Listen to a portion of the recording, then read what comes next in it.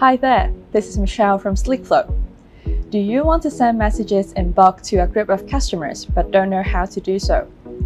If you are using WhatsApp, you should be annoyed with doing a lot of manual copy and paste work to send similar messages to customers such as VIP discounts, birthday discounts, or seasonal promotions. You even risk being banned from WhatsApp by doing so.